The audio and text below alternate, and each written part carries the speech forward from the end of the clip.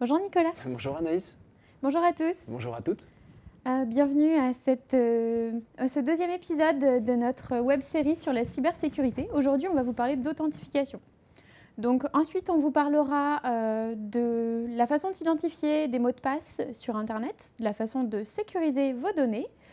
On définira ensemble la notion de données personnelles et puis on terminera par un petit rappel de la loi RGPD. Vous allez voir, c'est super intéressant. Je passe la main à Nicolas pour commencer cette présentation. L'authentification, donc. Il existe une question pour la définir. Cette question, c'est comment être sûr qu'une personne est bien celui ou celle qu'elle prétend être. En clair, dit autrement, est-on réellement sûr de savoir avec qui nous échangeons ? Quand nous sommes sur Internet, quand nous sommes derrière un ordinateur, derrière une conférence, est-ce qu'on est bien sûr que c'est cette personne que l'on connaît qui est derrière, à l'autre bout ? L'autre question que l'on peut se poser, est-ce qu'il n'y a pas usurpation d'identité ? Du coup, nous allons prendre un exemple assez simple. Vous connaissez Julie Michel, qui est votre meilleure amie. C'est une femme brune aux cheveux longs. C'est assez facile de la reconnaître, puisque vous avez un outil qui vous aide très facilement, c'est vos yeux. Par contre, quand vous allez avoir rencontré un monsieur brun à lunettes qui vous dit « je m'appelle Julie Michel », là vous allez vous dire « non, ça ne fonctionne pas ». Donc vous avez cette notion d'authentification qui se fait très facilement en tant qu'humain. Par contre, au niveau de l'ordinateur, c'est un petit peu plus compliqué. C'est-à-dire que si vous échangez via un chat, donc sans caméra, sans visio, l'ordinateur n'est pas capable de vous dire si vous parlez bien à votre amie Julie Michel. Il se peut très bien que la fameuse personne, le monsieur à lunettes que vous avez rencontré, se fasse passer pour Julie Michel. Donc là, on aura un souci d'authentification. L'ordinateur ne sait pas le faire de lui-même. On pourrait résumer en fait une communication entre deux personnes par un flux normal, c'est-à-dire la personne que l'on a vue, Julie Michel, qui discute avec une autre personne, un monsieur avec sa cravate rouge là sur l'écran. Donc là, c'est un flux normal d'informations. Ils échangent des données, ils parlent, ils correspondent. Tout va très bien. Une personne malveillante peut arriver par Internet et se faire passer pour notre amie Julie Michel.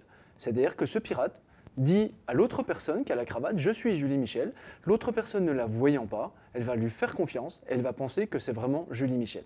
Le problème justement d'Internet, c'est qu'on ne voit pas les personnes de l'autre côté, donc on fait confiance et on pense que c'est bien Julie Michel.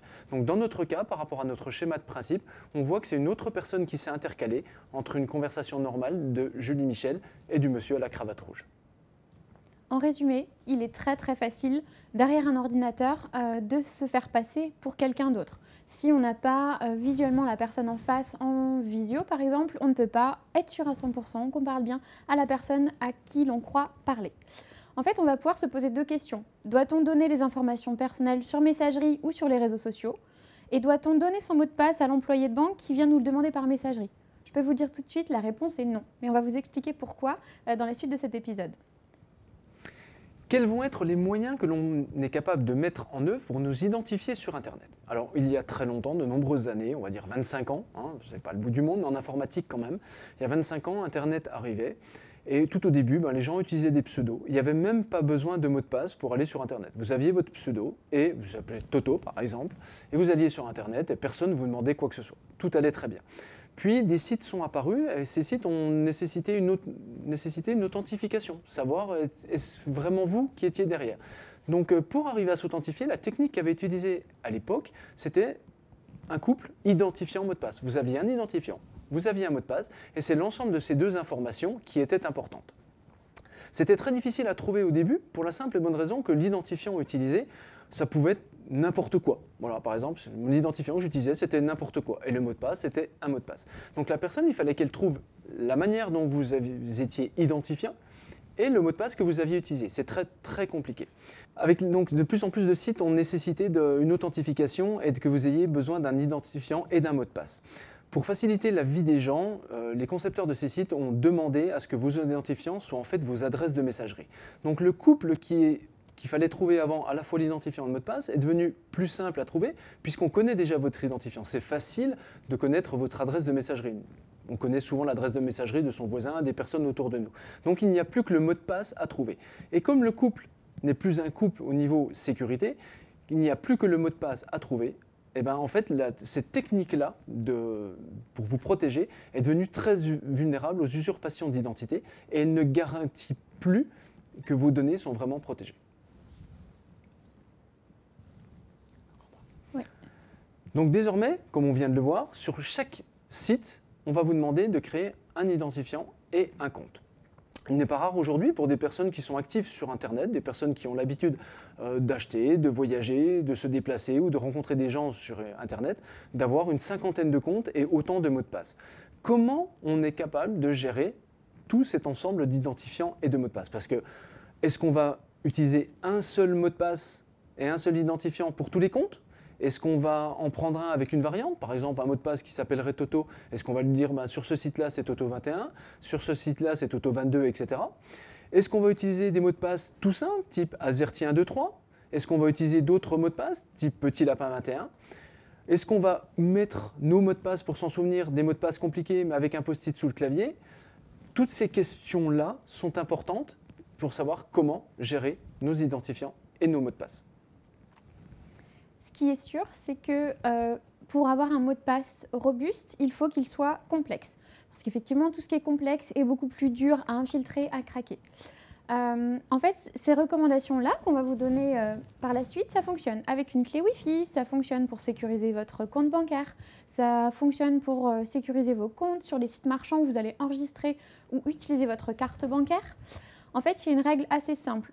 Si vous choisissez des mots de passe de plus de 12 caractères, ça fait des mots de passe assez complexes et ça permet de sécuriser vos comptes.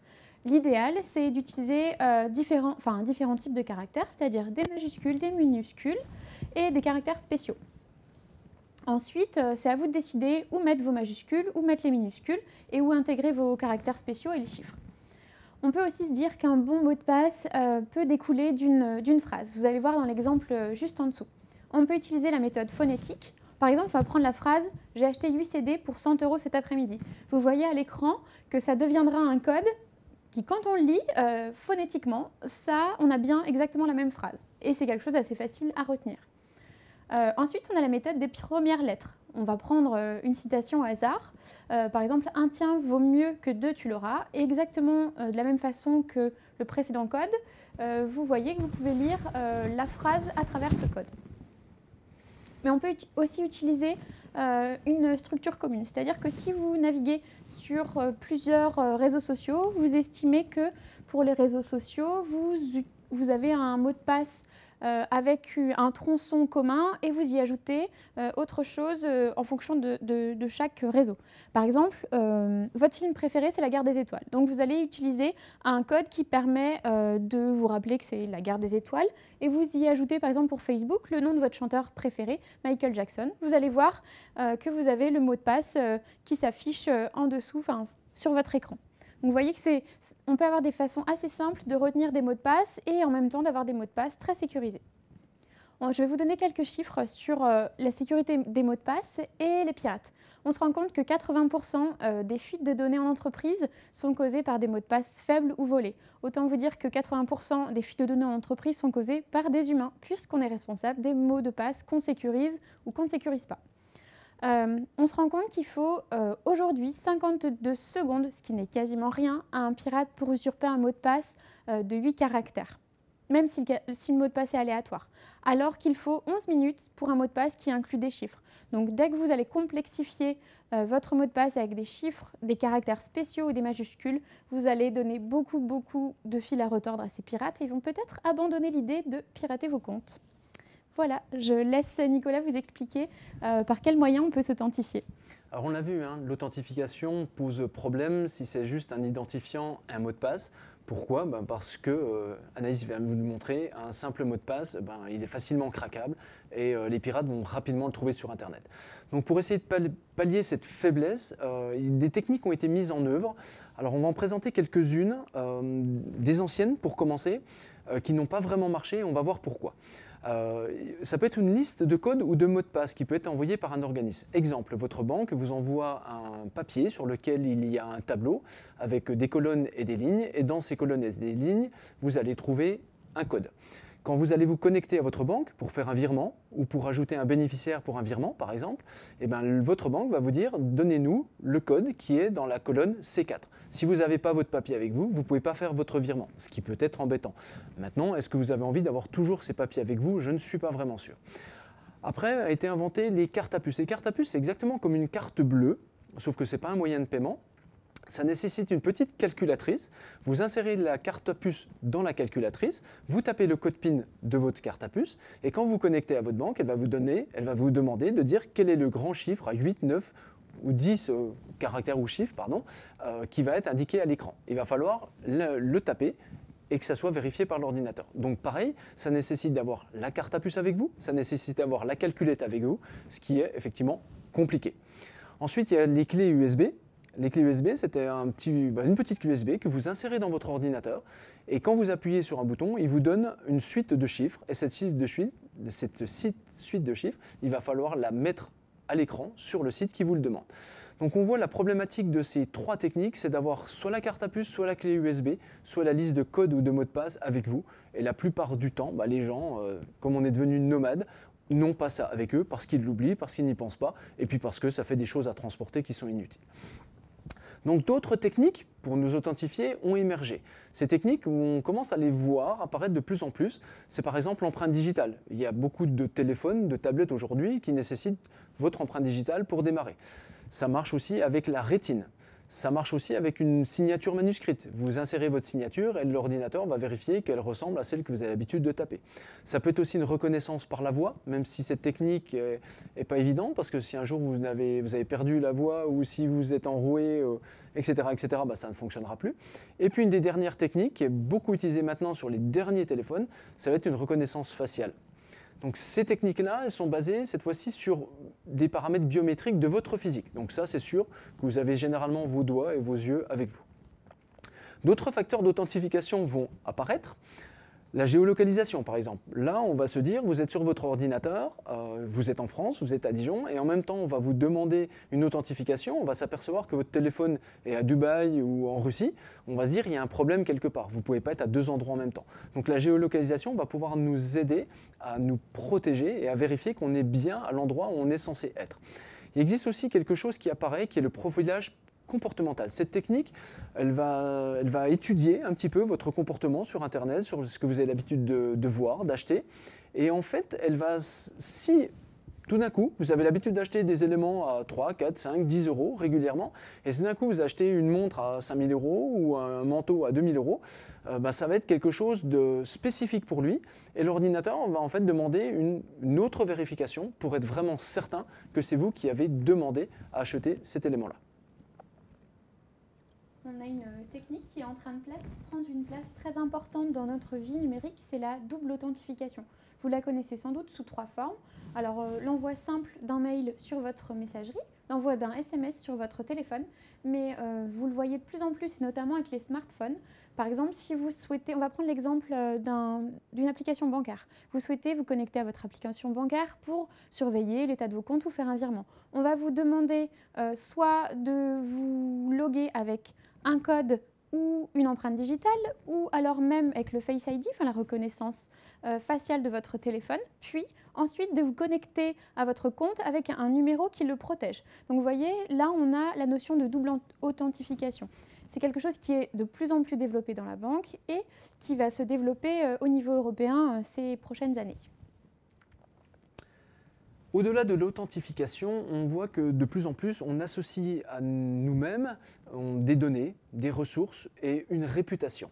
Et donc, on voit apparaître l'émergence de l'identité numérique. C'est-à-dire qu'il n'y a plus que notre seule authentification qui compte, il y a également toute notre image et tout ce que l'on représente sur les réseaux sociaux. Donc aujourd'hui, on n'a plus qu'à protéger notre identifiant mot de passe, mais il faut également que l'on protège et que l'on ait conscience de notre identité numérique. C'est donc tout un ensemble d'éléments qu'il est nécessaire aujourd'hui de protéger. Si vous ne prenez pas en compte ce risque, si vous ne prenez pas en compte le fait que c'est important de protéger votre identité numérique, il y aura forcément des conséquences pour vous au niveau particulier et il y aura des conséquences qui seront encore plus dramatiques pour les entreprises. Comment s'assurer cette identité numérique, comment va-t-on s'assurer que le tiers avec lequel on échange électroniquement nos données est bien celui qu'il prétend être? C'est donc toute une notion de confiance numérique qui est un socle indispensable sur lequel on va s'appuyer pour qu'une transaction électronique soit sécurisée et puisse avoir lieu. Il est bien évident qu'on ne fait pas n'importe quoi si on est sur le site des impôts, parce que vous faites vos déclarations des impôts, ou si vous êtes en train de faire vos comptes sur Internet. Il faut que vous soyez sûr, même vous, que la transaction, elle va être sécurisée, elle va être vraiment protégée. C'est pour cela qu'il faut que l'identité de chacun soit immédiatement reconnaissable et que chaque partie puisse prouver son identité en ligne. Comme nous l'a montré Anaïs, la double authentification permet à la banque de s'assurer que c'est bien vous et vous-même qui êtes en face d'elle et pouvoir autoriser un virement ou une transaction. En fait, l'authentification sert à protéger deux choses. Un, notre identité numérique dont nous avons parlé, et deux, les données personnelles qu'on choisit de mettre en ligne ou dont on a besoin pour accéder aux différents services. Du coup, qu'est-ce qu'une donnée personnelle? La donnée personnelle, c'est tout l'ensemble des informations qui rattachent à la personne que vous êtes, qui vont pouvoir vous identifier. Alors par exemple, on va avoir les données qui vous identifient directement, telles que votre nom et votre prénom, là c'est plutôt clair, et les données qui vous identifient de manière indirecte. Votre numéro de téléphone, un numéro client, ça peut être aussi un critère génétique ou alors un critère économique. Quand on parle de données directes et indirectes, on peut identifier une personne physique. Donc on peut vous identifier réellement, au-delà de votre identité numérique, à partir d'un croisement de plusieurs données. Votre adresse par exemple, votre numéro de téléphone ou votre numéro client et votre date de naissance. Ou alors on a aussi l'identification, une seule entrée qui permet de vous identifier directement. Nous avons deux options, soit votre code génétique, votre ADN, ou alors votre numéro de sécurité sociale, ce sont des choses qui vous suivent toute votre vie. Voilà. Dès lors qu'une base de données du coup, comprend une ou plusieurs de ces informations, ça permet de remonter à votre personne. Et donc là, il s'agit bien de traitement de données personnelles. Et en parlant de traitement de données personnelles, nous avons aujourd'hui la loi RGPD et c'est Nicolas qui va vous expliquer cette loi. Comme on l'a vu depuis le départ de ce deuxième épisode, l'authentification a évolué au fur et à mesure du temps. Il y a 25 ans, Internet était à ses débuts, donc pas besoin de s'authentifier. Les données n'avaient aucune importance parce que, à part quelques sites web sur lesquels on allait se balader, il n'y avait pas de données personnelles qui étaient sur Internet. Et puis, au fur et à mesure du temps, les sites se sont développés, on vous a demandé de plus en plus de vous authentifier, on vous a proposé de stocker vos photos, de stocker tout un tas d'éléments de votre propre vie sur Internet. Ces données qui étaient sans importance au début sont devenues importantes, puis elles deviennent fondamentales et elles vont devenir cruciales. Pourquoi elles sont cruciales? Pourquoi elles vont même devenir vitales? Pourquoi? Encore, comme on l'a vu dans l'exemple avant, c'est très important de dire c'est l'ensemble de votre identité numérique qui est en jeu.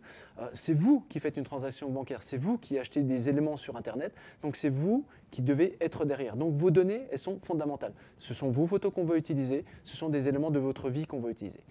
L'Europe a pris conscience que ces données, que vos données personnelles de chacun de ses citoyens étaient fondamentales. Et pour les protéger, elle a créé le RGPD, qui est le Règlement général de la protection des données. Ce RGPD, il a pour but de définir un contexte juridique qui va permettre d'encadrer l'ensemble du traitement des données personnelles de chaque citoyen européen sur l'ensemble du territoire de l'Union européenne et de fixer des règles claires qui concernent le traitement des données des citoyens. En clair, le RGPD, ça protège chaque citoyen, quel que soit l'endroit où il est en Europe. Ça veut dire également que toute société qui propose des services à un citoyen européen, de stockage des données, stockage des photos, messagerie, on va dire réseau social, cette entreprise-là est obligée de respecter la loi RGPD et donc de respecter le RGPD. Dit autrement, le RGPD va protéger les droits de la personne, de chaque personne. Et quels sont ces droits? Ça va être des droits d'accès aux données de chaque personne, c'est-à-dire que vous-même avez le droit d'avoir un regard sur vos données, de les rectifier, de les effacer, de limiter à qui vous donnez accès à vos données, de vous y opposer, d'autoriser ou non la portabilité de les données. Et si quelque chose se passe mal, vous avez le droit de faire des réclamations auprès de la CNIL ou de tout autre organisme équivalent ailleurs en Europe. On vient de voir, nos données sont censées être protégées maintenant avec le RGPD, mais il y a encore des gens qui vont essayer d'usurper votre identité. Ce sont des personnes malveillantes qui vont essayer de prendre vos données, qui vont essayer de se prendre votre place pour faire des choses et commettre des actes en votre nom. Et ça, c'est extrêmement dangereux. Il faut savoir que toute utilisation de données à caractère personnel sans l'accord des personnes concernées constitue un manquement à la loi informatique et liberté. L'usurpation d'identité est très grave parce qu'elle peut avoir des conséquences extrêmement lourdes pour la personne qui en est victime alors qu'elle est complètement innocente. Pourquoi elle est innocente? Parce qu'elle ne sait même pas qu'une autre personne a usurpé son identité. Donc très attention, faites très attention. Toute cette notion-là peut engendrer votre responsabilité, même si vous n'êtes pas informé que quelqu'un a usurpé votre identité. En fait, quand on pense à notre vie numérique aujourd'hui, on pense forcément à l'usage des réseaux sociaux. Ça fait aujourd'hui partie de notre quotidien et on ne s'imagine même plus vivre sans, même si c'est assez récent. En fait, si on prend l'exemple de Facebook, la notion même de ce réseau social, c'est le partage d'informations. Du coup, en fait, à partir du moment où vous partagez la plupart de vos informations personnelles avec des millions, voire des milliards de personnes, votre vie et ces informations deviennent un petit peu publiques. En fait, le principe de ces réseaux sociaux, tels que Facebook, est de vous inciter à partager plus d'informations pour que les autres en partagent de plus en plus avec vous. Donc voilà, plus vous dévoilez votre vie privée, plus vous avez accès à celle des autres. Du coup, on peut aujourd'hui se demander quelle est la frontière entre la vie publique et la vie privée en tant qu'internaute. Et parfois, la divulgation de certaines informations personnelles est voulue par l'internaute, mais peut-on vraiment parler du coup d'atteinte à la vie privée et de notions d'irréputation? Alors, le principe de Facebook, en fait, si vous ajoutez une personne comme amie, on lui donne accès à des centaines et des milliers d'informations, enfin des centaines d'informations comme votre nom, votre prénom, votre adresse, votre entourage. Bah oui, parce que vous allez partager votre photo et taguer vos amis, vos collègues, votre famille. Ce sont énormément d'informations qui peuvent être utilisées par un fraudeur pour usurper votre identité. En fait, l'usurpation sur ce genre de réseau social est d'autant plus courante que n'importe qui peut se créer un profil. Aujourd'hui, ce qui est nécessaire sur Facebook pour se créer un profil, c'est une adresse mail, un nom, un prénom, une date de naissance, et puis c'est à peu près tout, une photo de profil ou pas, et personne ne va vérifier que les informations que vous y mettez vous appartiennent. Du coup, le danger le plus gros dans ce cas-là, c'est l'atteinte à la réputation digitale qu'on appelle irréputation. En fait, le vrai problème et le gros risque de Facebook et de ce partage de vie privée, c'est que l'usurpateur va pouvoir donner à sa victime, donc à vous ou à une autre personne qui tentera peut-être d'intimider, de faire chanter ou de toute autre chose, va donner une image publique peu flatteuse. Par exemple, la personne va pouvoir attribuer à la personne à qui il a volé l'identité des propos racistes, en acceptant aussi des personnes peu fréquentables ou en publiant des photos compromettantes d'elles qui peuvent jouer sur une vie professionnelle ou sur une vie privée.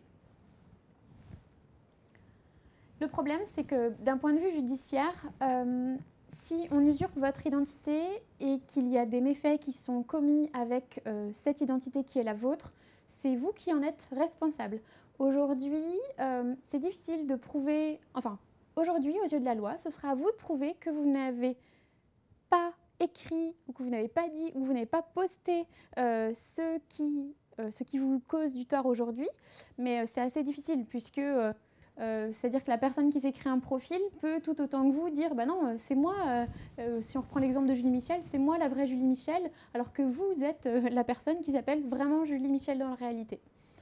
Donc il faut vraiment faire attention avec cette notion de partage sur les réseaux sociaux ou sur Internet en général, hein, puisque ça vous engage en fait. Il est plutôt raisonnable de sécuriser l'accès donc par des mots de passe, hein, comme on l'a vu, de faire attention à ce que vous y faites et de contrôler ce qui vous semble privé ou public, parce qu'effectivement, même si vous pensez que ça ne touche que votre cercle d'amis, parfois ça va un petit peu plus loin. Dans la même idée, on peut aussi parler des clés Wi-Fi. Souvent, vous savez, vous avez des clés Wi-Fi à rallonge avec 47 caractères qui sont imbuvables et super chiants à recopier. Mais il y a une vraie raison. Parce qu'en fait, si votre voisin, si vos amis, si quelqu'un en bas de la rue se connecte sur votre réseau Wi-Fi facilement parce que vous avez modifié cette clé Wi-Fi qui était sécurisée à la base pour en faire quelque chose de facile et facilement accessible pour un hacker. S'il y a un problème et qu'on remonte jusqu'à votre Wi-Fi, jusqu'à votre clé Wi-Fi, on va se rendre, vous serez responsable en fait. Et là c'est pareil, prouvez que le 4 janvier à 8h20, c'est pas vous qui avez hacké le compte du gouvernement depuis cette borne Wi-Fi, ça va être compliqué. Donc faites bien attention à tout ça et essayez de retenir qu'il faut vraiment sécuriser les points d'accès, ce que vous faites sur les réseaux et puis les mots de passe. On arrive au terme de ce deuxième épisode de notre petite série de 4 épisodes qui parlait d'authentification. On espère ne pas vous avoir fait trop peur par rapport à la notion d'authentification, mais en fait c'est tellement important et c'est devenu fondamental sur Internet, cette notion d'authentification, parce que finalement c'est votre vie numérique qui doit être complètement à protéger. Donc on espère que vous avez tout bien compris. N'hésitez pas à nous poser des questions si vous avez besoin. Et rendez-vous la semaine prochaine pour le 3e épisode qui parlera d'intégrité et de disponibilité des données. Merci Anaïs. Merci Nicolas. Merci à tous. À bientôt. Au revoir. À la semaine prochaine.